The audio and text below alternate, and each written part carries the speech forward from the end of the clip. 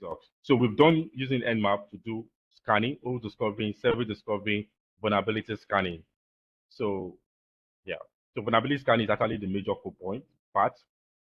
So which is there and hello, can you hear me, sir?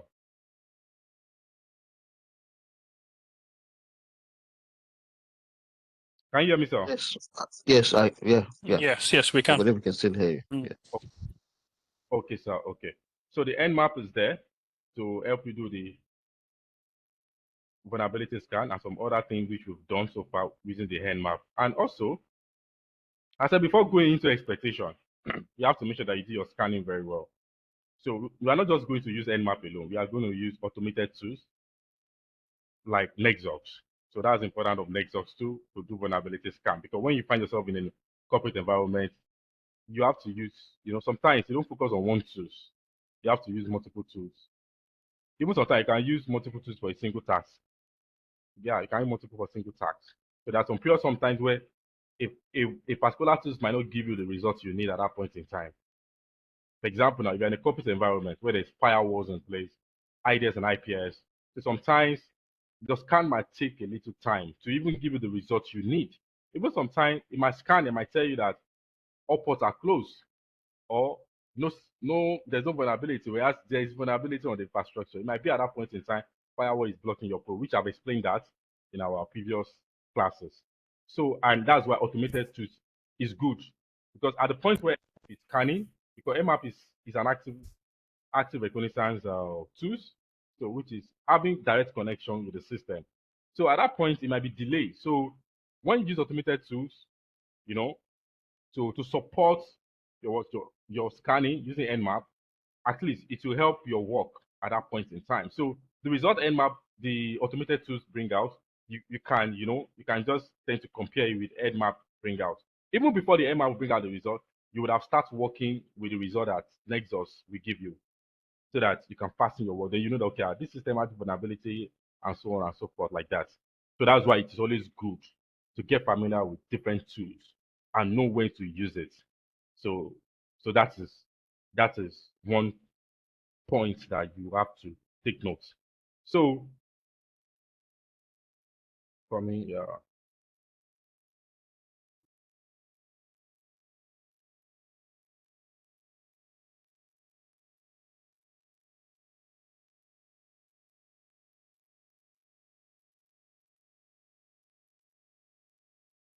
So I'm going to go into my file, my Nmaps file, my Kali file, where my folder is. I'm going into it right now so that I can bring out the scanning result that we did last.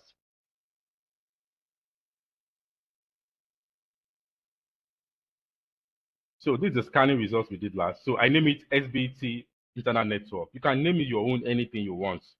You can name it anything you want. So in what's it called? When it comes to enterprise, you don't name it your own. You have to name it. You have to name it that the name of the company you are working with, and if it's, for example, now if it's First Bank of Nigeria, if it's GTB Bank, all of those things. So you name it that. So I have to put everything inside a folder so that in case if I want to copy it out, I'll know that, okay, this is the folder I'm going to work on, because you need this, because this information consists of POC. POC means proof of concept, because you have a proof of concept of what you've done, because they will need it. If you do any scanning, vulnerability scan, if you do any exploitation, you have to show it in your technical report writing. So it's what they will need, is what the management will need, is what they will submit for compliance. So in your technical report, you do a screenshot of what you scanned?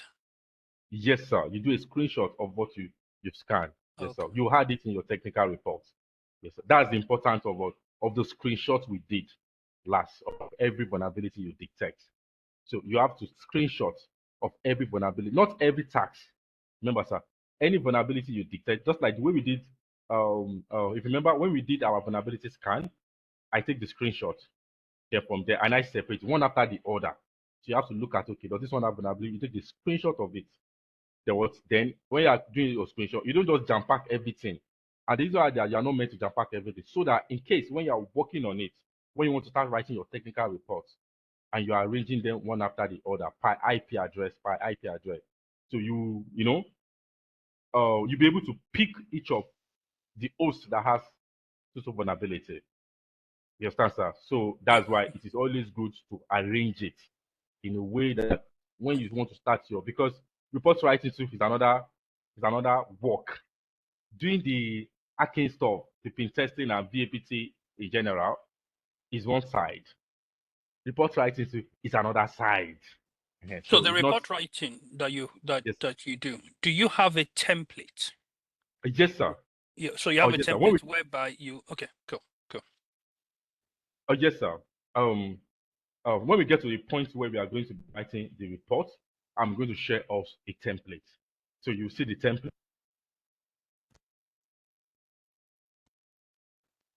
Hello?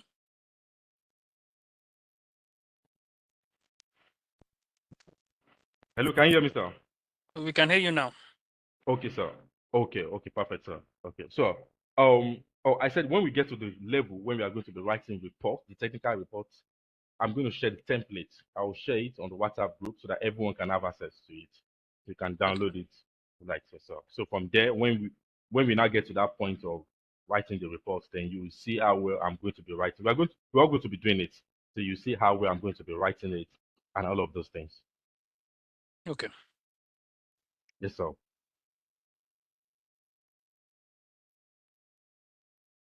Okay, so let me go back again. Let me try to stop sharing and share total screen. Okay.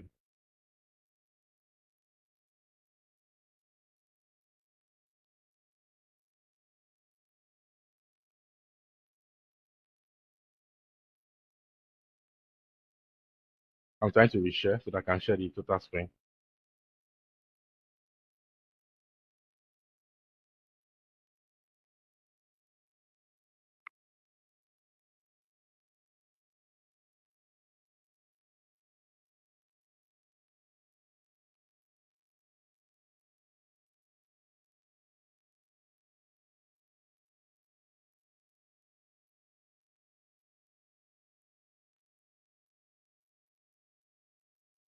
I'm coming, sir.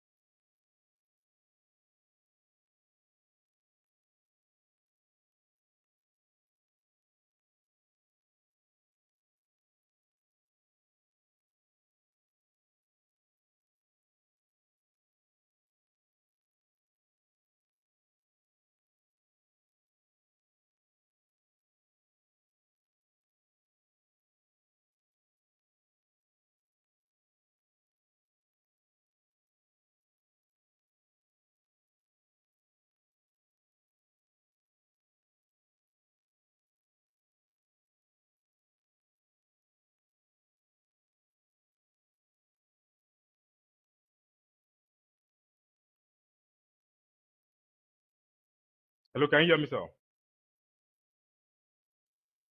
Can you hear me, sir? Yes, we can. Okay, good, sir.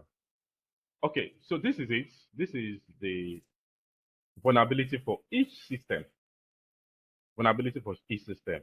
If you remember, sir, I shared this file, the entire folder. I shared the entire folder here. I share it on the WhatsApp group. I'm still going to retag it again and share it.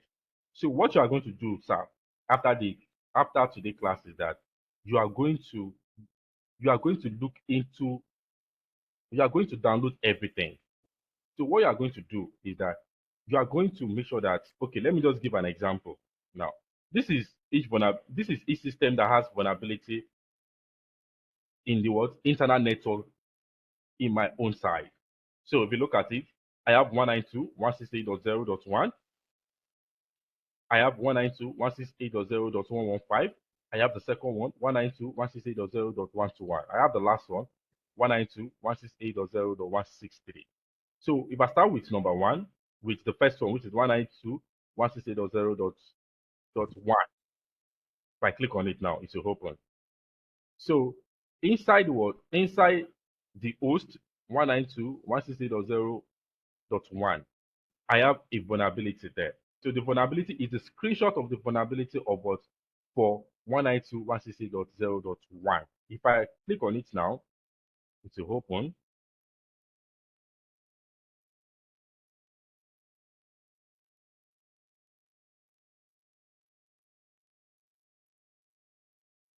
You can see now it has opened, sir. So let me tend to open it. So now this is the vulnerability for the first host. And if you remember in our previous class, after when we do the vulnerability scan and it show vulnerability available on each of the system. Oh, hello, can you hear me, sir? Hope you are hearing me, sir. Yes, we Yeah, can see loud. Yeah, loud Yeah. and clear. Okay, sir. So if you remember, sir, I tried to show us on how we can search for vulnerability on what on vulnerability platform. We have the CVE platform where you can check for vulnerability. And I also show you another means on how we can also search for vulnerability that can make our vulnerability more faster. And that was when I introduced AI. That okay, I can go online. You can go online and look into vulnerability websites platform. Then you can search for vulnerabilities there. Then and I said okay, if you don't want to go through that route, you can also use AI. Just put in the component that has that vulnerability. For example, now, like this one right now, this is this is a router. If you remember that we tend to search for it in our last class, 192.168.0.1. And if you look at the ports, port 53, that's DNS, domain name system. What state of the port is open? What's the service domain? What's the version of the DNS running? I have DNS Max 2.80. I have DNS Max 2.80. So now, the vulnerability, the Nmap vulnerability detect vulnerability on this service, this DNS service. And the vulnerability is that if you look at it now, it says vulner. If you look at the information, the Kelly DNS Max 2.0. So what this is trying to say is that this DNS version has a vulnerability. It has a it's it has a variety of vulnerability, and we look into those vulnerability last. Buffer overflow, which can lead to denial of service, remote code executions, and all of those things. So we look into those vulnerabilities, and I show you that okay, you can always tend to use AI to look out for that vulnerability, depending if the AI has the information. If it has different source, you can get that information, or you can just go straight and look into vulnerability Common Vulnerability Exposure Platform, which is the cve.org. It will bring it out for you. Then you can type in the version, or you type in the what the service only that has that version. Then you can discard the version and put the service. Then it will definitely do what? It will bring it out series of vulnerability. Then you now check the version or the version that is equal to 2.8, that exact version. You check it. So we did that in our last class. So you can always tend to go back to the recording, sir, and the likes. So that's it. And I said something last class that you have to understand the vulnerability. You take time. It's not all vulnerability that you will know. It's not everything. There's some vulnerability that you might look at. What is the vulnerability saying? So you have to go more research. And the reason why that you have to understand what you are doing as a pin tester, as an ethical hacker or VAPT specialist, because at the end of the day, you do presentation. And sometimes when it comes to presentation, there's always gbasgbos. Sometimes there always gbasgbos. Not not all the time that the gbasgbos always come. Sometimes, sometimes depending on what on the client or depending what on the management sometimes. Yeah, especially when it's a client thing. Maybe you're not working with that company as a permanent or a full-time ethical hacker, or maybe it's a project that you have given that project to do this and the like. Sometimes there might be a back and front, and the back and front is not all the time, but sometimes depending on the management of the company, they might tend to bring all their team on board: network security team, networking team, DevOps team, dev team, that developer team. Everybody will be on board at that point in time, and you present and all of those things. Why sometimes they might not tend to bring everybody on board? They might tend to just It's just the management alone. Maybe the CISO or the cybersecurity manager or the senior IT infrastructure, all of those things. They will just be on board. Then you have to explain the vulnerability. You present a screenshot. Everything will be there, so they will be saying it. So you explain, you break down, you give an explanation, just a brief explanation, not explaining how you do. There, okay, I own my system. No. You just explain the vulnerability, talk about the risk and all of those things. Yeah, because at the end of the day, they might tend to ask questions. At the end of the day, the team might say, okay, there is no particular vulnerability, or this is not a vulnerability, or this. So you have to have a deeper knowledge. For example, I did one pen testing that was 3 to 4 years ago with a complaint at when going to Yaba, when going to Jibo Yaba, and and after the testing, there was a retesting that I did. So the IT manager noticed there was a suspicious login on the database. So then from there, it was not trying to log in. The database now give us some error, um, which lead to error-based database vulnerability. Yeah. So at that point in time, they now tend to reach out that okay, there's something and they like that, and they just call me, okay, Akin, can you look into what this man is saying and the like? So after that, and I did retesting. So after when I did the retesting, I now found out even more critical vulnerability at that point in time. Their APIs, I have access to their APIs, their database login. This is a financial institute. Besides, it's a financial institute. Database, their email logins, API keys, all of some sensitive, critical information. So after the whole retesting, the IT manager saw it. Even before the IT manager saw it, the dev team, sent a message to him that what we did was not a particular test, that database test. That it was not the vulnerability. It was just a front end that is responding to whatever attack that we're doing. It was like, okay. So we kept on having that back and front. I was like through email, back and front. The dev team was telling the IT manager, this is it. Security tool, bombarded that this is a vulnerability. Say, okay. The IT manager now feel, okay, you know what? Let's have a meeting where everybody will be on board. So you prove your point, you show a proof. End of the day. So that was the period where that vulnerabilities, their access to their critical service now came up. So at that point in time, the development team could not say anything again. They just pull their hands and feel, wow, okay, we are sorry. So at the end of the day, so what happened was that there were some changes that they did on their application. They did that change after when we did the first testing for them with the first VAPT service. So there was a change they did on the application. So the company do some changes. Maybe there's some features they want to add. There's some maybe things they want to update on their infrastructure level. Maybe their server they want to update some things. All of those things. So at that point where they did that change, so they forgot to actually restrict some access to some files. So which actually lead to even that database error that the man was having. So the developer now opened up that it was that they forgot during this period when they were doing, and I said, can you imagine? You can imagine that. So all of these things are flops. So now imagine that it was not a real, maybe the company did not do the VAPT test and a real attack happened. Maybe somebody from outside saw that vulnerabilities and just exploit it. It might be another different thing they will come outside and say, maybe they will say it's an APT or maybe, so those are the minor flops and that some companies do tend to undergo. And one of the things is just that as an ethical hacker, you must understand deeply on what you're working on. It might not be so extremely deep that you have to know the deep down of the technology. It's not, but you must know it to some extent because everybody has specialty.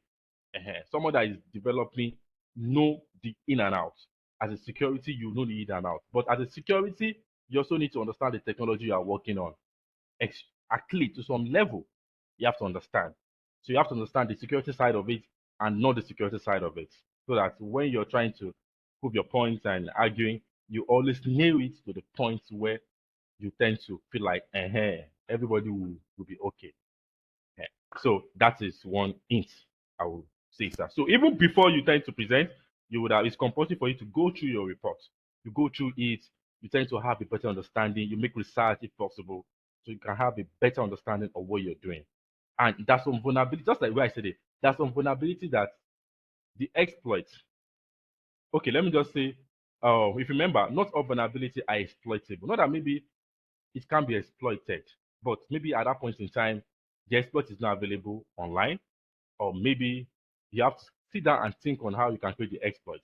Why sometimes it might be due to security, some restriction, access control that is restricting. So so you have to have a clear view of all of those things, so that when you are presenting, when you are trying to, give some things, you have a better understanding on what you want to do, and a better understanding of presenting, and a better understanding of trying to see that, okay, these are the areas you are meant to fix, these are the areas you're not meant to fix, all of those things.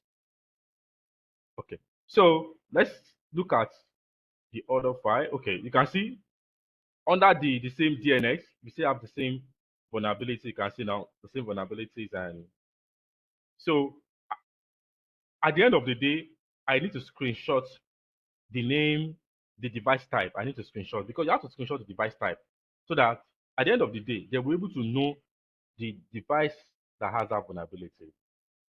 Because there's some companies that's some company that maybe is one of their staff system that has that vulnerability. It's not a company system. It might be maybe a personal system that they allow a personal system.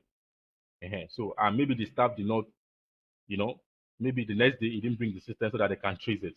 Why there are some why there are some complaints where they didn't use the static dynamic IP.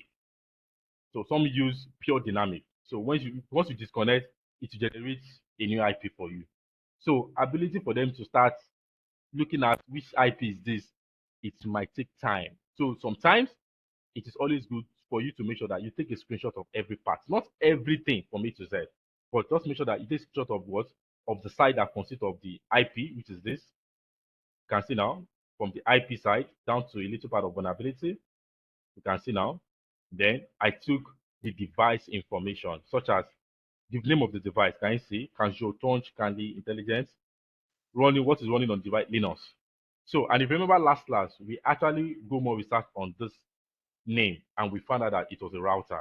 But I personally know it's a router because I've been using it. So I just did that in case when you find yourself in a corporate environment, and it didn't point out to tell you that this is a router, this is a switch, or this is a server, all of those things. So you just have to make research, do research, and then to look at, okay, what device is this? Yeah. Sorry, I have a question. Okay, so In a situation whereby a company, a computer is using dynamic, okay, so and when you did the scanning, you got a particular IP address. Then the next time you scanned, the IP had changed to a different one. How would you, when you're doing your report and you're saying this particular IP address has a vulnerability, but the IP address is moved on, it's a different IP address now. Do you kind of use the MAC address or something, or what? How do you resolve that issue? um okay, sir, this is sir. If you look at it right now, it show the MAC address, and this is one of the information you ask even before you start your testing. You ask some informations. Okay, oh, you know what? After after when we are done with our, let me say at the last point, when we get to how to write reports, then what? Then I will share. Let me say after the whole class, we've done the class. Maybe when you get to project level, I will send some documents. Those documents are documents that probably maybe you want to be you want to end up that, okay, aside applying for as an ethical hacker, been testing for a company, you want to be offering BAPT service. So there's some information that you send to clients. Such information consist of we have checklists. we have checklist, we have questionnaire. So those documents consist of every information that client is meant to send to you. Type of testing they want, information about their infrastructure, their network is going to be there. So they are going to tick it, write some information, so that at the end of the day, you are going to have a clear information of what, because it's a service, it's a VAPT, it's a service that you want to. So it's not a hacking where you don't have any knowledge about the infrastructure. So it's a service. They want you to come and do authorized testing, security testing on the infrastructure. So you have to have a clue about what you want to do. So those documents, I'm going to send it. And those documents is going to consist of it consists of information that you are meant to ask the client. So if the client asks,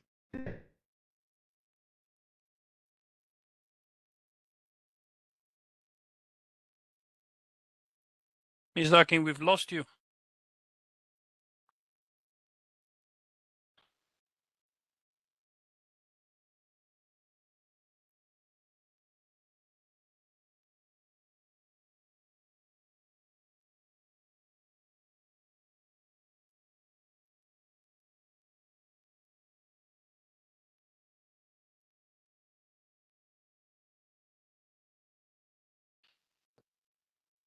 Probably the network. Yeah, I think it's network.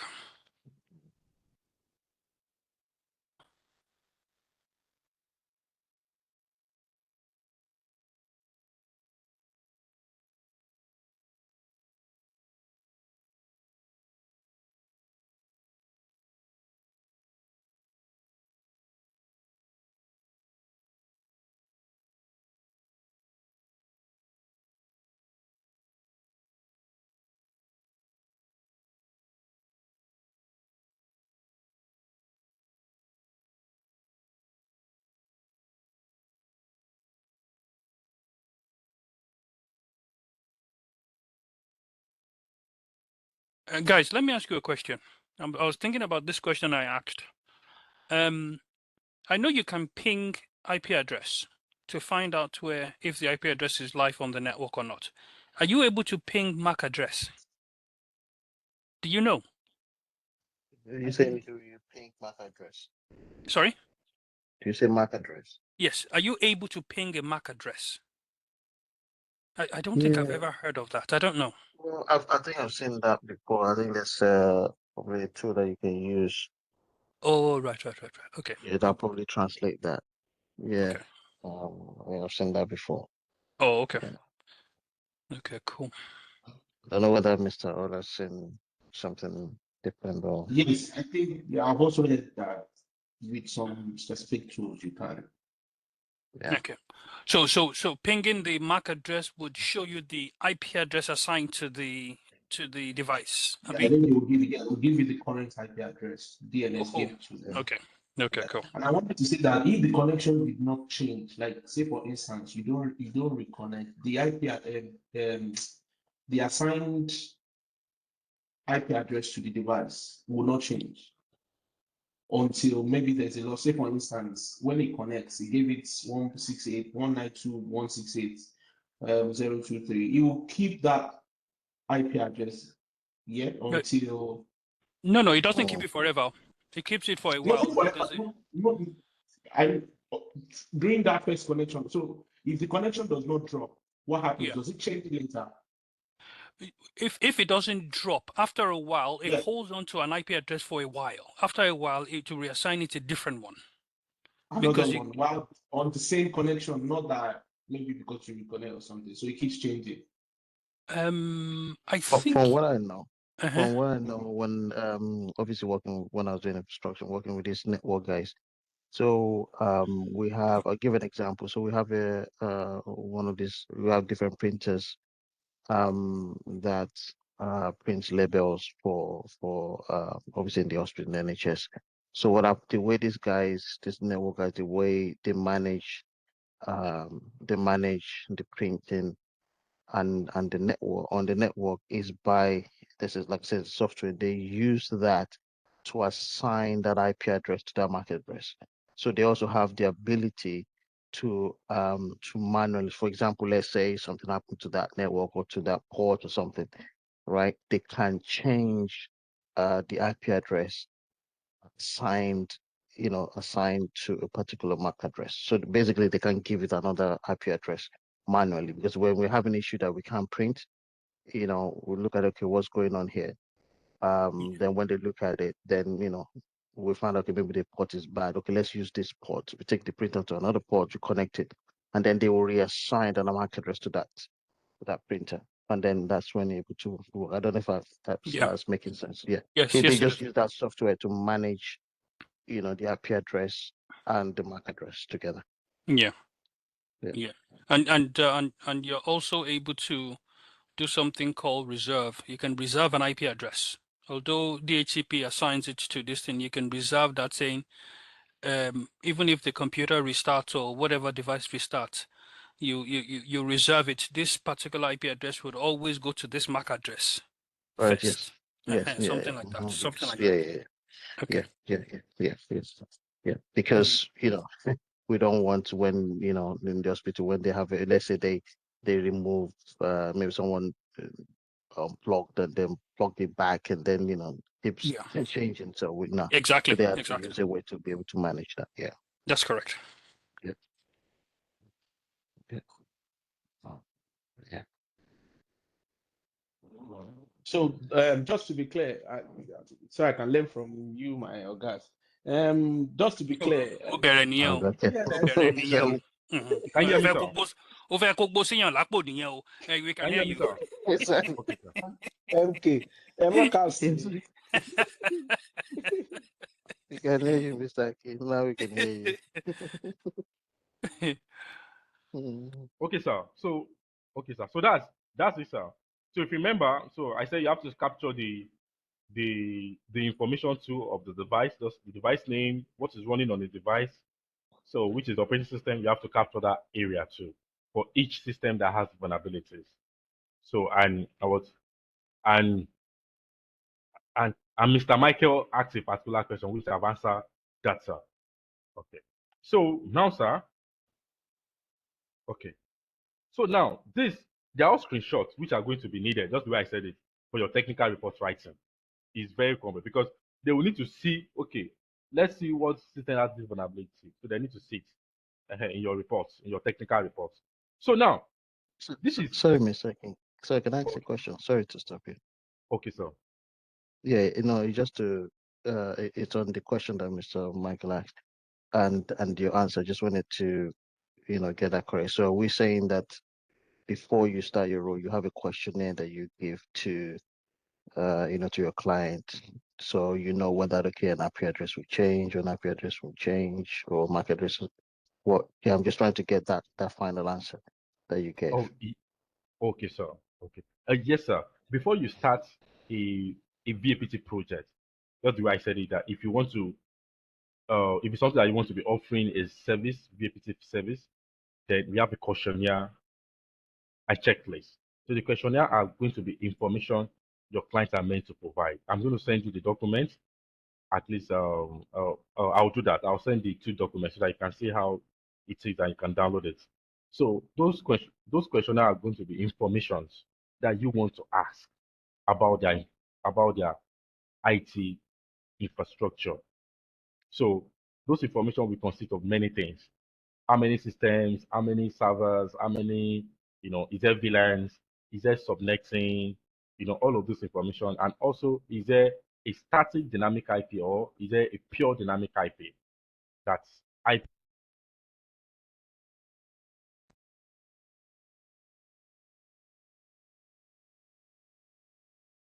I think we lost you again.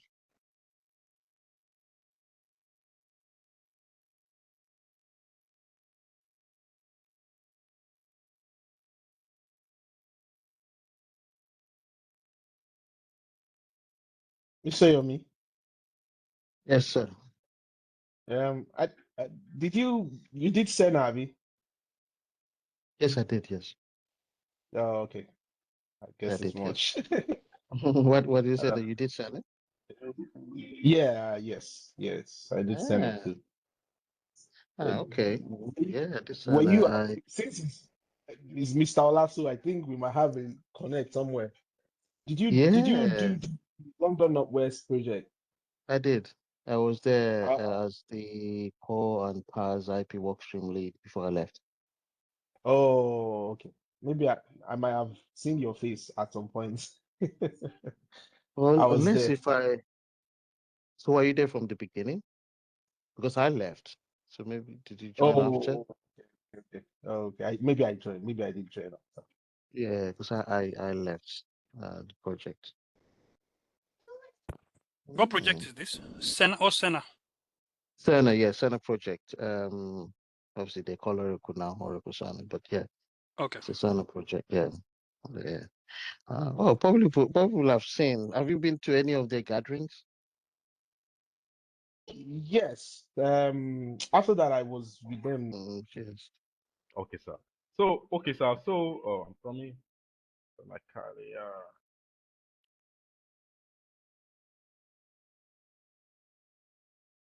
Okay, sir. So from this side here, sir, before we tend to, because we are not yet at the point where we are going to start writing the report. So now you can use this to fill in the Excel sheet. If you look at the Excel sheet right now, this is the Excel sheet, sir. If you look at the Excel sheet, there's a target type, port, state, service, version, vulnerability, impact, and remediation. However, you can add what was it called? CVE, which is CVE, that's common vulnerability exposure, or let's just say CV. Okay, CVE ID.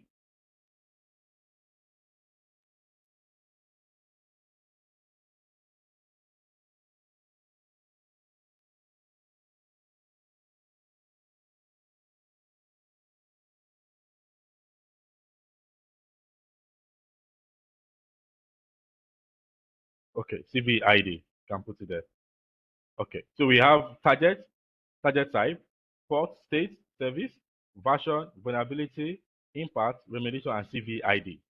That's common vulnerability ID. Some not all vulnerability has the CVE ID. Some has the CVE ID, depending if that vulnerability has been known or has been attached to the CVE.org site. It's the common vulnerability exposure platform, which if you remember, we actually um used that site last week Thursday. If you go back to the recording, you see that. So now I want to fill in this sheet and have it. This sheet is just like your progress, examples are not really your main code, just your progress, so that in case if if they want to say, okay, what have you done, all of those things, then someone can always present this example. But this is not the main code report. So now this is okay. What is the IP of the target? 192.168.0.1. You go to you fill in there 192.168.0.1. What is the target type? The target type, if you remember in our last class, okay, let me go back and look at the target type.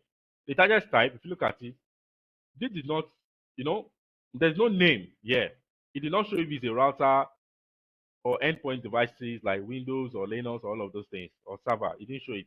It's just the name, Ganzo Touch Giga Intelligent. And if you remember in our last class, we tend to use AI. We type in this on AI platform on ChatGPT, and ChatGPT was able to bring out this. You can type it on. We have Sudan. Sudan 2 is a open source intelligence tool that can give you information about a target. Example, let me try to minimize this. Let me go to my browser. So it can give us information about a target. So Sudan. So it's either you use Sudan or you can just type it on Google. Google will give you information, or you just type it on ChatGPT. So we used that last week, and that's good. Okay, my browser has loaded.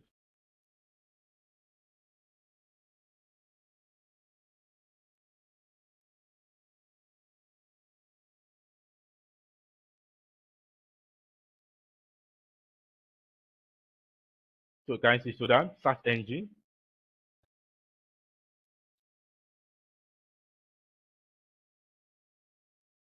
So you can see. So you can, this is a Sudan. You can search for anything you want to search for. It will bring it out for you. You can go to the site, search for information about anything.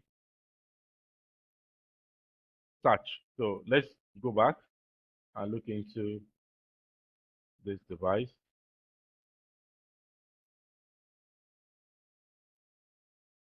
What's the name of the device? You can see now. So we can just type in this device, type in,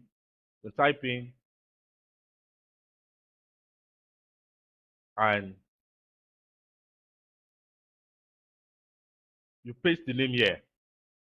Then it will bring it out information about the device. And or you can also use ChatGPT. If you remember, we used ChatGPT last, and ChatGPT was able to give us information about it, and we're able to know that is a router. Yeah. So in order not to waste time,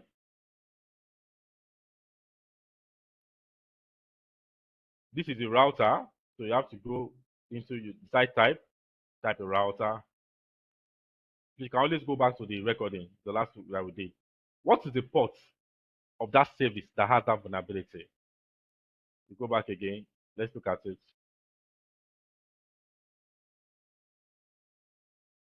What is the port? The port is 53. You can see, sir, 53. Go back to this place. You type 53. 53. What is the state of the port? State. State mean, is it open? Is it closed? The state is open. Oh, open. Go back again. Type it. Open.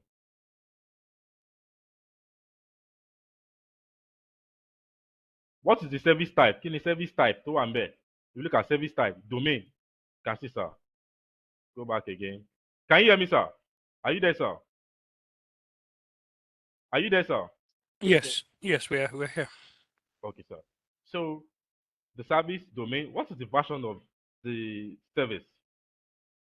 DNS Mask 2.80.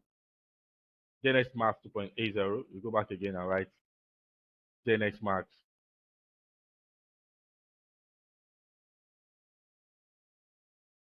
2.80. What is the vulnerability? What is the vulnerability? So if you remember, we had the vulnerability last week. We check it. So let me still tend to go back again and tend to help out and tend to see how well we can use the AI ChatGPT to tell us the vulnerability. We can use CVE sites. However, that's the way we see it last week. CVE.org. But sometimes the CVE.org, you might be searching it one after the other, just like the way I said last week. Sometimes it might not give you the exact result you need. So you now be the one to be looking at it. Let me say, for example, now. Let me say, for example, I type DNS Mask 2.80. It might not give me the result. Search, no result found. Let's see, by instance, so I can erase the number, the version. They just put DNS Mask. Then it's not start bringing it out for me. Then I will now be the one to start searching it one after the other to see if it's actually to see the one that I need. So now, if you look at it now, for example, now I have DNS Mask 2.9 is vulnerable to integer overflow, BI forward query. I have DNS 2.86 as if-based overflow in answer request. See, we are looking for 2.80, Abby. Okay, let's see this one. A flaw was found in DNS version before 2.85. Let's click on this one, sir. So before 2.85, automatically, it means that it's loading. Look at it. This is CVE. This is the number, ID. You can see a flaw was found in DNS version before 2.85. And if you remember, 2.80 is before 2.85, right? So automatically, it also has the vulnerability that it's saying here. So if I was configured to use a specific server to give me network, the port was forwarding, blah, blah, blah. And these flaws make a DNS cache poison attack much easier. So automatically, the vulnerability is saying cache poison attack. So if we tend to start, going after it one after the other, it might take time. It's good, but if I can use AI to just bring it out for me, depending if the AI has information or not. Yes, sir. This is the official way to go about this. In looking out for vulnerability for a particular service. So why can't I type it on AI? I can tell AI that, okay,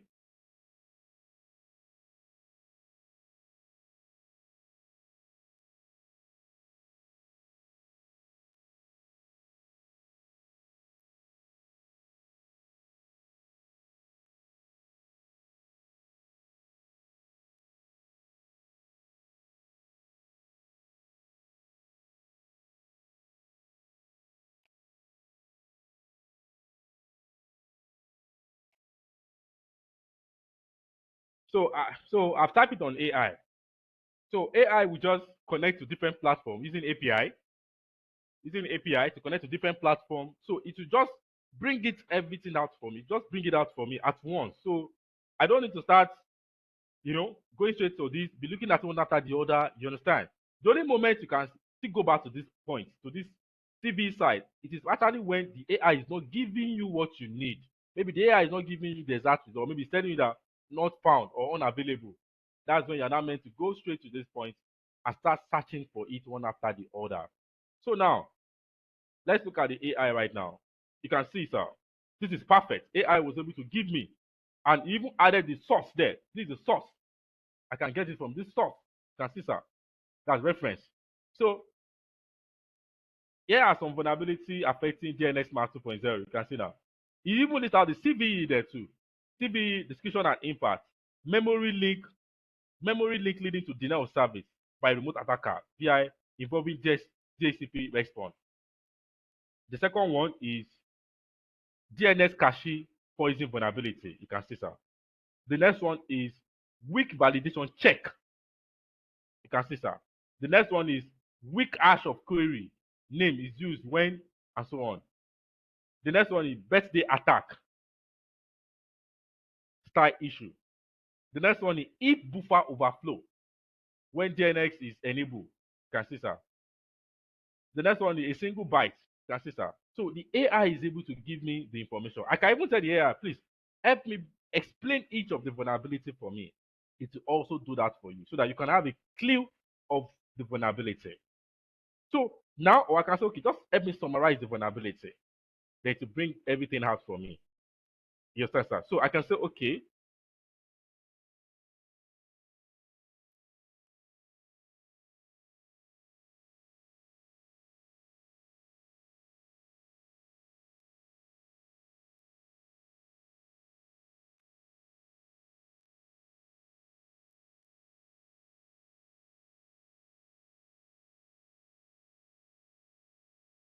you can see, sir, it has summarized vulnerability for me. So now, if I now want to fill in this now, what is the first one? DNS cache what?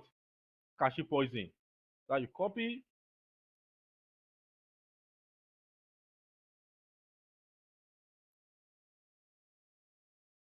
Just type it here. If it's 1, you put it 1. DNS cache poison. You go back again. What's the next one? Buffer overflow. Just write buffer overflow.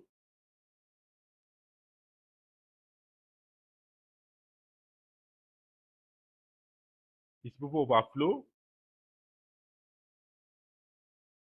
That's buffer overflow.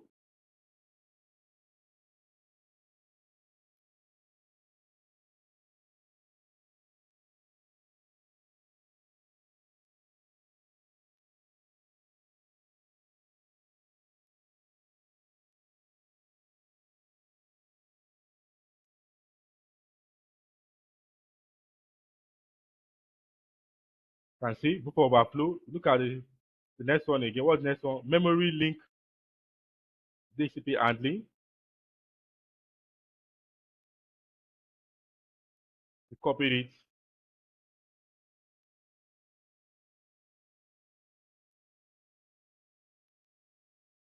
Can see. Go back again. So that's the way you're going to be doing it, sir. Can see now. Up to the what? Up to the last point.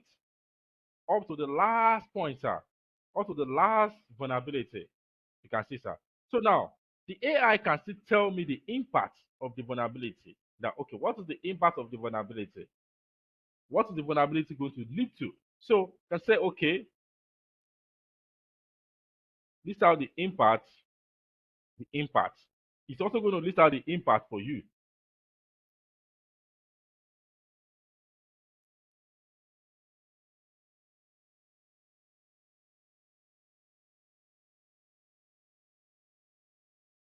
It's going to list out the impact for you. You can see, sir. So you can list out the impact, direct user to malicious sites, bypass high traffic for phishing attacks. You just pick one of it randomly. You just pick of it randomly. Just pick each one of it. Okay, let me see, for example, now. The first one is DNS cache poison. Let us pick one. Redirect user to malicious sites. Just pick it out. This is the impact. You can redirect user to malicious sites.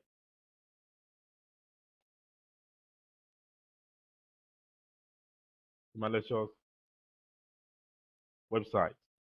Number two, it can lead to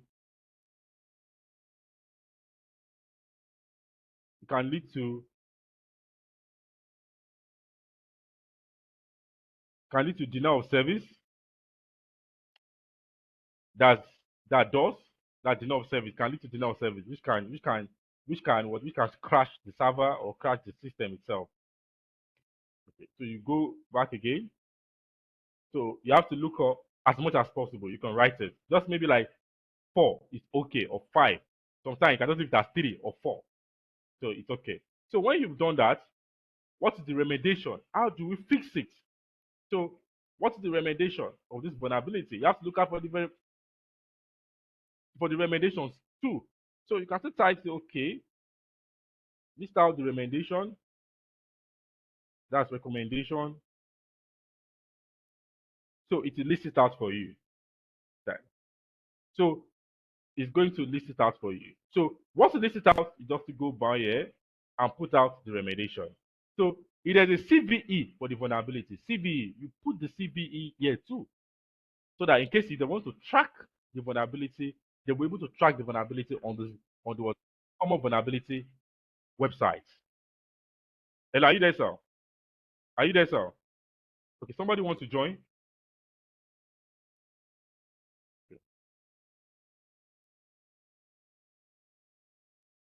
Hello, are you there, sir? Hello? I can hear you. I think we can. Okay, sir. Okay, sir. Okay. I get Mr. Yomi lost at some point. Okay.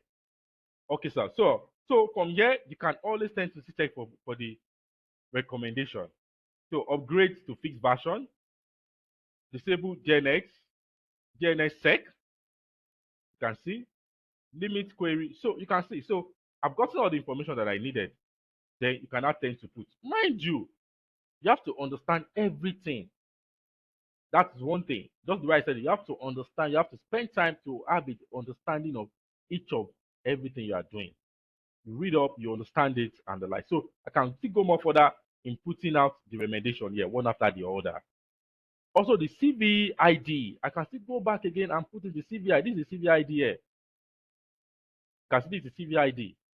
So I have to put in the CV ID. So the CV ID must correlate with what? With the vulnerability to addressing by it must correlate to it. So that in case if they want to track the vulnerability, or my need to track it, they'll be able to, it will be easier for them to be able to track it, to see how valid it is. So the one that does not have CVE, then you put NA there, N/A, not available, because not all vulnerability has the word CVE ID. Just like the way I said it, there are some that they have not added it to that platform, to this platform, this CVE platform. They have not added it there. So once they have not yet to add it there, automatically it won't have a CVE ID. Because this is the general site for any company in the world that we use to check for vulnerabilities and all of those things. So that is it for this. So for the router, you are going to do the same thing for the rest too, sir. We're going to do the same thing for the rest. So if you go back to this guide too, 192.168.0.115, back click here, it will show. So let's look at this now. So now, this is a system that is 192.168.0.115. So what is running on the system? Microsoft Windows XP. You can see, sir, Microsoft Windows XP. But let's look at the vulnerability first before we tend to. So the vulnerability, look at the vulnerability down. It's showing the Windows XP, XMB. You can see SMB vulnerable MS08067. Vulnerable. Microsoft Windows System vulnerable to remote code execution MS08-067. Do you get right now? And if you look at it now, this is the CVE ID. The server service in Microsoft Windows S2000 SPA SP blah blah blah. It has a remote code execution which is under XMB. Right, sister? XMB. So let's look at it. So Windows XP. So now you need to understand what does this vulnerability is saying. So it says XMB vuln. So it means that XMB is running on this Microsoft Windows XP. If you remember when I explained, and XMB is called server message block, which is a protocol that operates on what? On 445. If you look at this, 445. And 445 is the one responsible for what? For Microsoft Directory Service. For example, file sharing, file and printer sharing over a network. So for every our resources on the Microsoft system, the XMB is a powerful protocol that allows access to files. So what I'm trying to say here is that the XMB has a vulnerability on the Windows XP. And XMB comes with different versions, which include version 1, 2, and 3. And according to Microsoft, version 1 has a lot of vulnerability, which Windows XP has, Windows 7 has, Windows 2000 server has, Windows XP, Windows 2003 server has. So Microsoft has advised their client that this service, this version is vulnerable and it has a lot of vulnerabilities because hackers have discovered a lot of vulnerability on that protocol. So Microsoft has advised their customer that don't use this version 1 again. Even though you see it on a newer operating system, don't use it.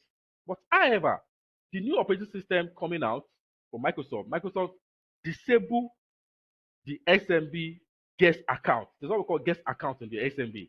That guest account allows attacker to have access into a machine remotely with that guest account. So Microsoft realized that okay, it's like these guys are using this account to they are misusing it. So yeah, instead of us enable it, let's disable it right from our own end. So from their own end, they would have disabled it from their program architecture or to disable it. So if you now want to enable it, then it's left to you. But the XMB one itself has many vulnerabilities that attacker can exploit. So Microsoft will advise. So that's why meaning Windows XP, Windows 7, all of those that have actually packed up from the market. So if you are using it, you're on your own. So any company using it, they are on their own.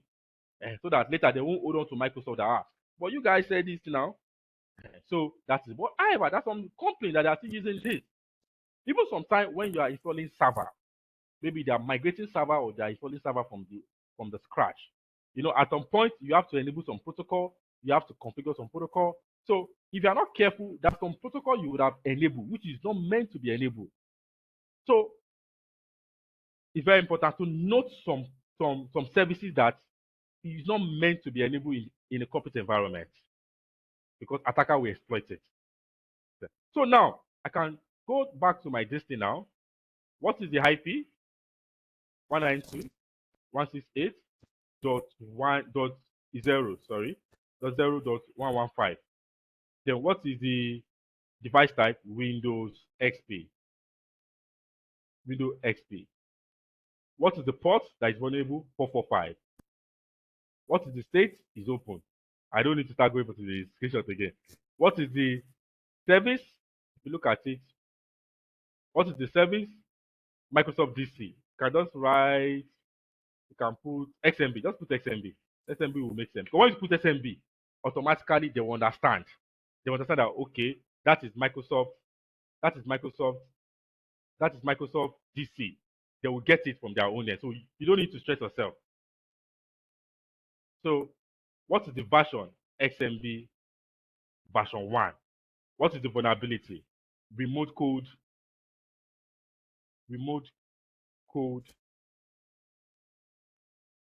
execution. What is the impact? It can give a remote access into a system. It can give a remote access into a system. It can allow the attacker to take administrative access. It can give privilege escalation. All of those things. If you don't know it, you can check online and you search for the impact. Then you put it there. And what is the remediation? Disable XMB version 1, and also adding the protocol by putting it behind firewall, featuring the protocol, putting it behind firewall, restrict access to it from it, all of those things. So if there's CVE there too, you add CVE. What is CVE? This is CVE here. You add the CVE, you add it into this site too. So that is how you are going to do it. Do it, sir. So till you get to the last point, you can see, sir. So that's the way you are going to do it. Yes, sir. So down to what? Down to the last system that has that vulnerability. The same way Timothy Sheba is, sir. That's the same way you're going to do it with the rest. The same way I explained. That's the way you're going to do it, sir. So it's not something difficult to like. So we use Nmap to do ODiscovery, service scanning, and also we use Nmap to do vulnerability scanning. So now there's still more reconnaissance that we are still going to do before we move to exploitation. There's still more reconnaissance that we are still going to do. And example, we are still going to do service, we are still going to do sensitive service reconnaissance. We are still going to focus on sensitive service, such as XMB. We have XMB scanning, where you focus on XMB, because this XMB is a powerful protocol that has a lot of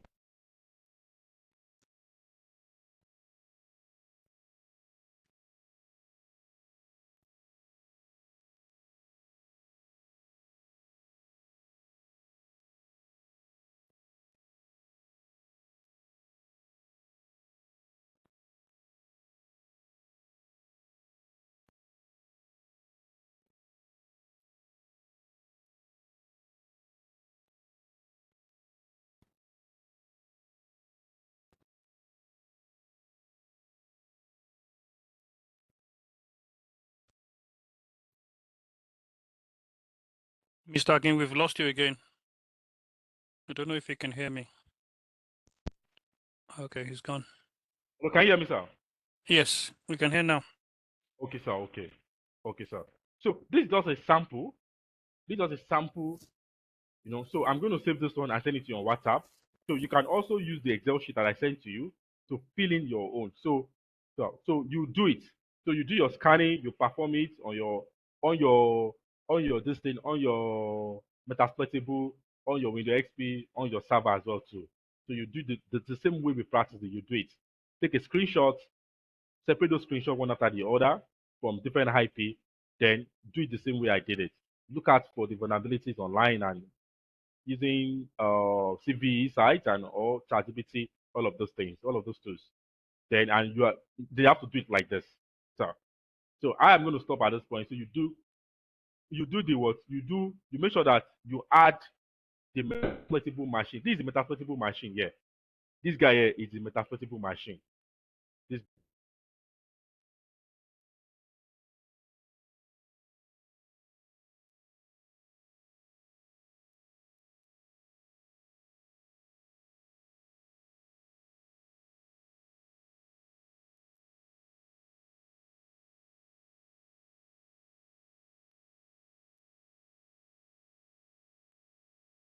We can't hear you again.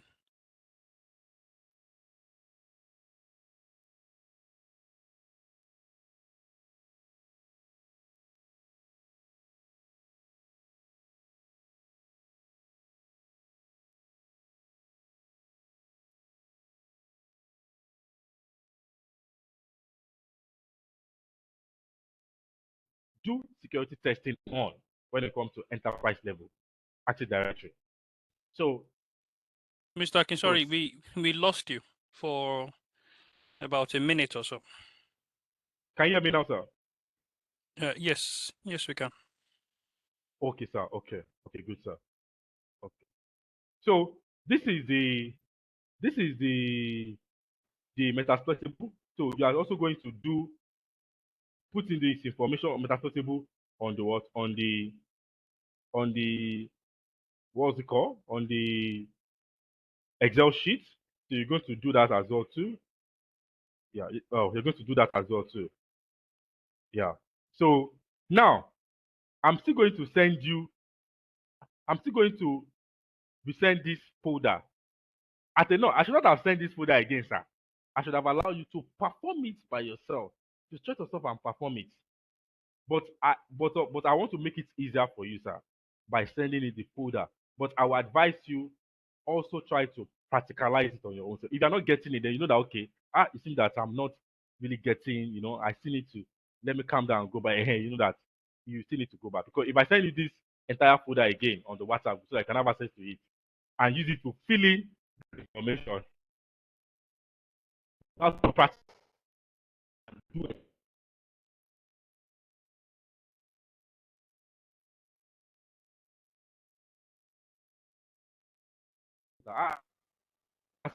Should I will drop a message on the WhatsApp group. Then it will be an interactive session where everybody will just be following like that. You can tend to do that.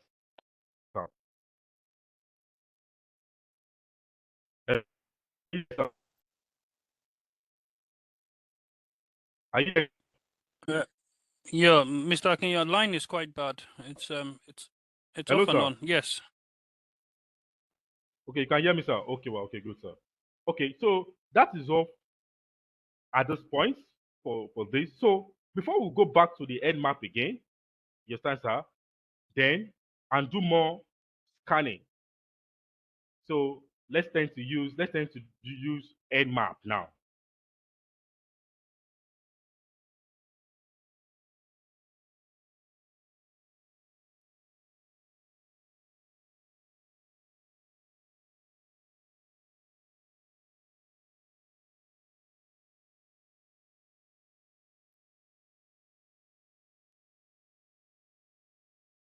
Figure it out.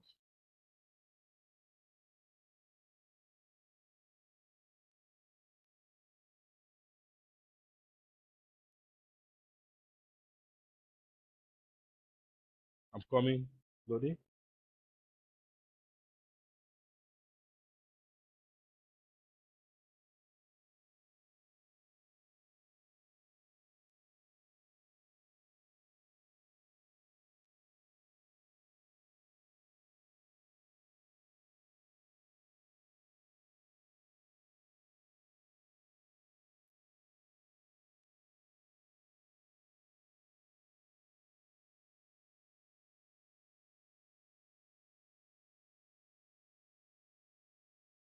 So this is the Nexus.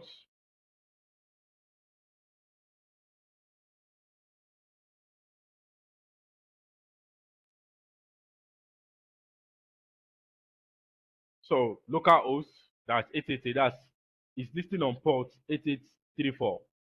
So I'll also drop it for you on the WhatsApp group. Okay. Oh, I guess everybody has installed their Nexus. I get as much as possible, sir. So you can always tend to proceed.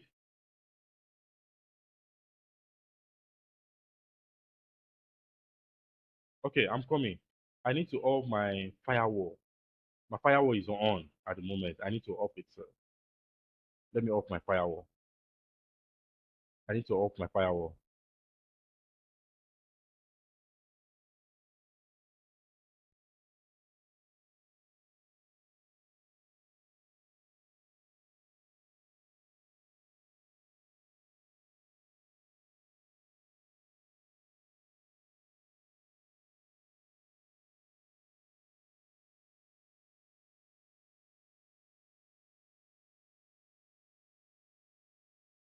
Remember, sir, we are still on vulnerability scanning. That we are still on vulnerability assessments. Remember, we are still on vulnerability assessments.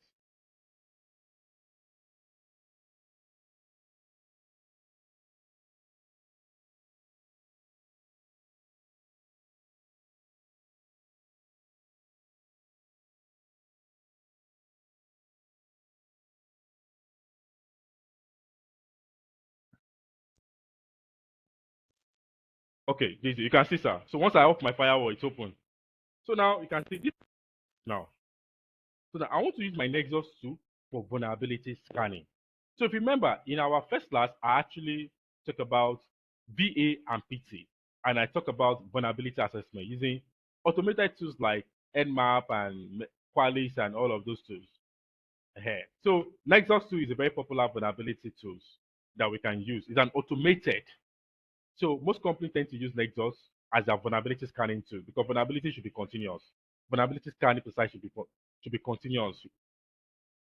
So now, as an ethical hacker, you are meant to know how to use Nexus. And I told you that you can find yourself in a corporate environment where there's firewalls and all of those things. How are you going to make sure that your work move faster and be able to get done what you want to get done? And remember, sir, I have already blocked off the firewall. Can you hear me, sir? Can you hear me, sir? Can you Yes, hear me, yes, we sir? can. We Okay, can. I have blocked all the firewall. Remember, sir. Remember that, sir. So there'll be a moment where I'm going to on the firewall back and I'm going to show you that, okay, what if you find yourself in an environment where there is security in place, there's firewalls, how are you going to approach it? What response will you get when you are doing your scanning? And then how are you going to go about it? So we're going to get to that point too. So now let me log in into my Nexus.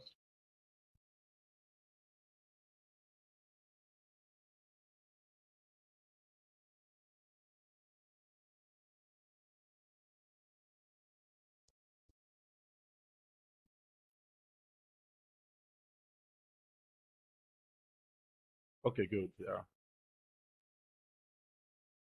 So you can see I have done some scanning on my system. So some previous, okay. So now this is Nexus now. This is the dashboard of this Nexus. So Nexus is a tools, vulnerability scanning tools. It's also known as vulnerability management. The reason why we call it vulnerability management tools is because Nexus has a lot of features. It can help you detect vulnerability. It can help you prioritize that vulnerability by separating both high, low, medium. It can also give you recommendation for the vulnerability. It can also help you generate reports. So it's a full tools that can do that task.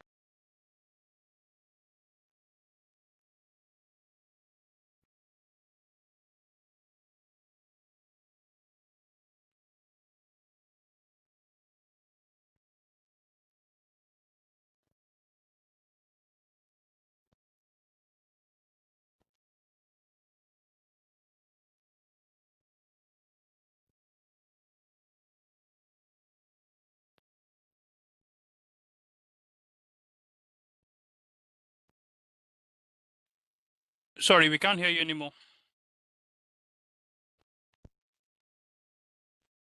Mr. Akin.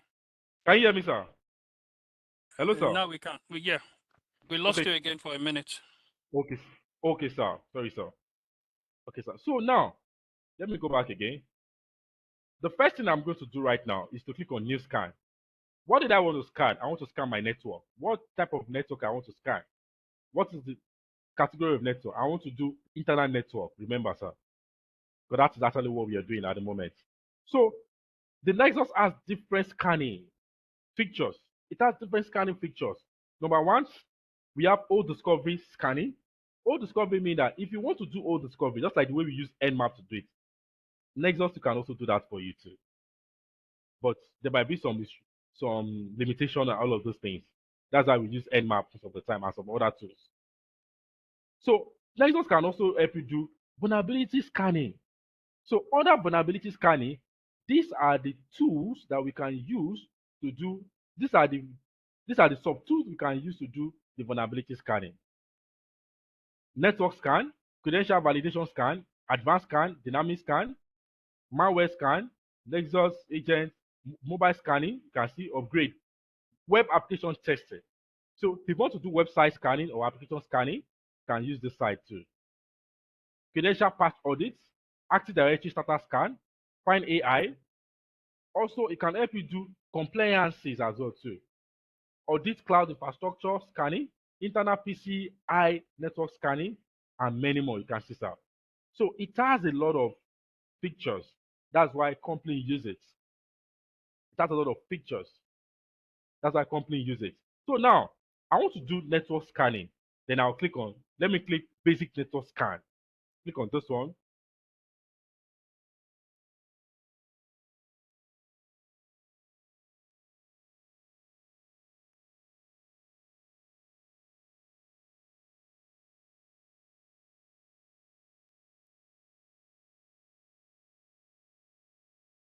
To come up.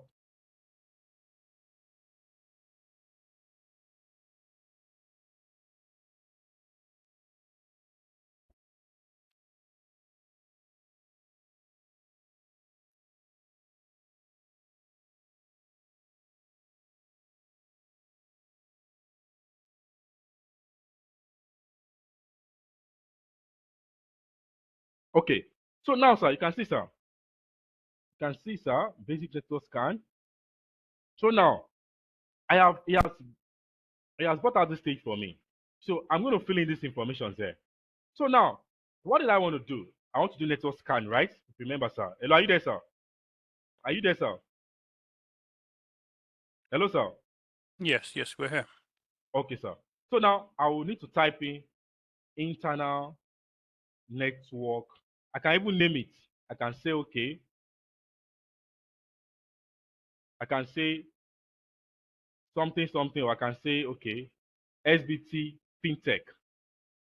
SBT FinTech Internal Network Testing. Or, yeah, testing. Description can be vulnerability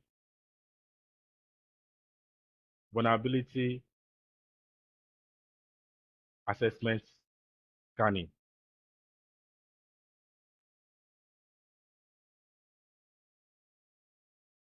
So now the target.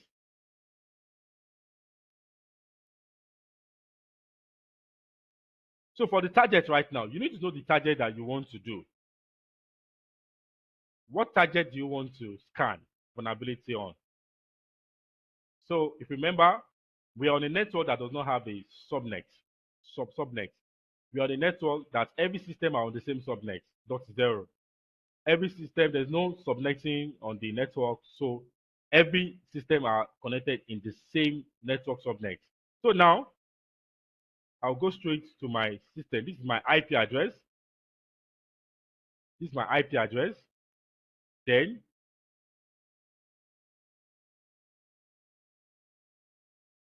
this is my IP 192.168.0.121. Then I'll go straight to here. I will type in 192.168.0.121. Do you know that if I type in this single address, I'm only going to scan this system? This is my Windows system. It's only the one that I'm going to scan.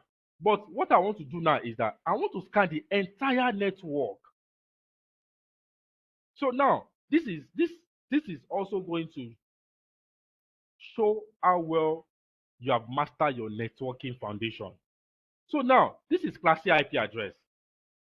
Since that I don't want to scan a single system, now I can do what? I can actually, hello, are you there, sir? Are you there, sir? Yes, we're here. Yes, we can hear you. Okay, sir. I can actually tend to now go further and tend to apply my networking idea into this. So now I want to scan the entire network now.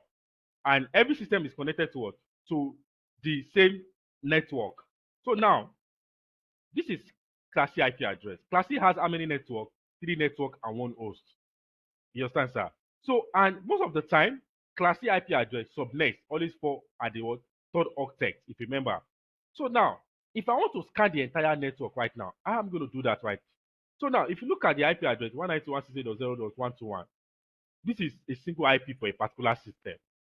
You understand, sir? So now, if I go back to my IP configuration here, what is my subnet mask? My subnet mask is 255.255.255.0.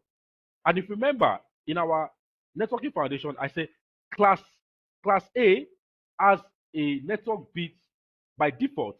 8 bits. Class B has a network bit by default 16 bits.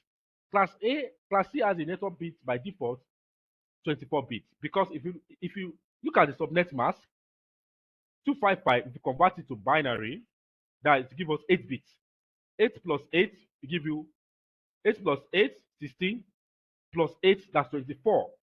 Plus 0 is to give us 24. So automatically, the network that I'm connected to that assigned this IP address to me is using 24 network bits.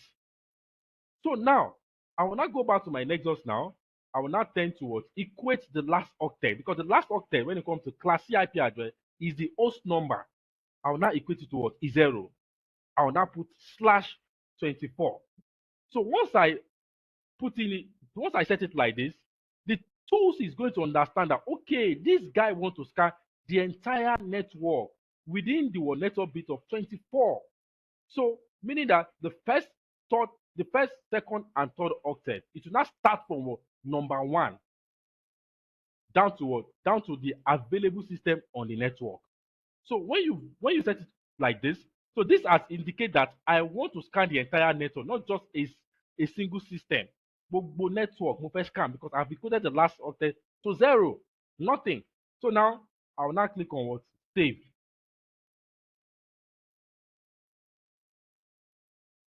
So when I click on save, this is it here. I will now click on, look at it. I will click on play. This is play, launch. This is play, launch. I'll now click on play, which is launch. I'll now launch. So once I launch, the Nexus is going to start scanning. You see it very soon. It will start now.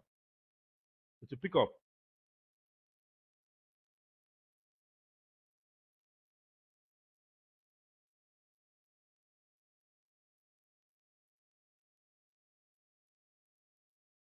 You can see, sir. Can you see, sir? Can you see, sir? Can you see, sir? Can you see, sir? It has started scanning. Yeah. Okay, you can see, sir. Okay, fine. It has started scanning. You can see, sir. However, my Kali is on, my Windows system is on, my Windows XP and Metasploitable is not on. If it's on too, it will capture it as well too. But let's just leave it like that. So you can do your own. You can on every of your system. You have to on your server, on your Windows XP, Metasploitable. You have to on everything on ground so that the Nexus can capture them as well too. So you can see now, sir, is actually scanning. So now, if you want to look at the progress of your scanning, that okay, Ibolo today, what has it discovered? What type of vulnerability has it detected? You can now click on it. You click on the scan. So when you click on it, you see it. You can see it, sir. You can see it, sir. You can see host, vulnerability, and history. So the host is going to show all the hosts to detect. It's going to show them per their vulnerability. It's going to list them. So once the Nexus is done scanning, it will bring out some information here, some options there. And the option, it will show you option where you can download the vulnerability of different formats. If you want it PDF, if you want it Excel sheet, if you want it HTML format, it's going to give you the option. And most times when it comes to Nexus, you can download both Excel and PDF. Both Excel and PDF. But there is one limitation when it comes to using automated tools like Nexus and some other automated tools like Qualys and all of those things, all of those tools. And the limitation is that sometimes they do bring out a false positive result. False positive result. And false positive result means that sometimes it can tell you that there is a vulnerability, whereas there is no vulnerability. It can tell you that there is no vulnerability, whereas there is vulnerability. And that is why you have to use some manual tools like Nmap, and you go more further using some more tools as well too to detect vulnerabilities. And that is why most companies always prefer you do pen testing, because pen testing also review a lot. But when you do pen testing, you want to go more further in detecting vulnerability, not just using automated tools. So you want to go more further. That's why the both are good. Vulnerability assessment, which is vulnerability scanning process, and penetration testing. So they both help each other. They both complement each other. So that when they say there's vulnerability, pen testing will allow you to validate it. You go more further and say, okay, let me see this vulnerability. Let me see what it is. Does the vulnerability exist or not? So you're able to confirm if it exists or not. So that is it. That is the limitation of using automated tools like Nexus and others. So when it comes to the report, when you download the report, especially when you download Excel in Excel format, it can come with what? It can come with a lot of noise. The noise is false positive result. So you will not be the one to be review the report before you send it to the stakeholder, before you send it out. You have to review. Review it means that because the letters will come with even information that you don't even need. Oh my God, it will add it. So you will now be the one to now sit down, filter the report by removing some information out from it, so that the report will be neat and well standard before sending it. If they ask for, okay, let us see your automated scanning results, then you'll be able to send it and the likes. So that's it. So it is scanning. If you look at this point here, I have scanning. You can see it's running. Policy, basic network scanning, status running, severity based, CV, that's common vulnerability scoring system. It's using version 3.0. Scanner, local scanner. You can see the vulnerability here. So per vulnerability that is going to dictate, it's going to show them the color here. So the pie chart is going to show them by vulnerability here. If it detects low, the color will change. If that's high, the color too will change too. So you see. So it's still scanning right now. When you scan low, so once it's done scanning, you will see it. So it will now bring out, so you will now review this vulnerability one after the other. You now review the vulnerability one after the other. You start, sir. So when you now download the report, you will now tend to start reviewing them comprehensively. Okay, what does this vulnerability consist? What does it mean? You can remove some, you can leave some, all of those things. Any questions, sir?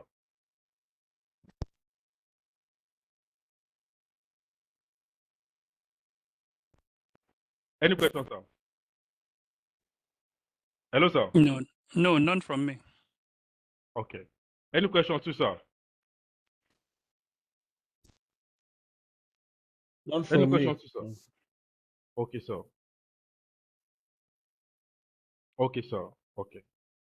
Okay, sir. If there's no question, sir, okay, that is all good. That is all good, sir. Okay, that's fine, sir. Okay. So it is scanning. So sometimes it can take a little while before it finishes. Can take a little while. So we are still going to review the scan in our next class tomorrow. Oh, I've got a question. It's nothing to do with this thing. In the situation whereby you cannot remember your login for this Nexus access, what do you do? I think I can't remember mine. I think I put Kali 44, but it's not going through. Is there a way you can reset the password?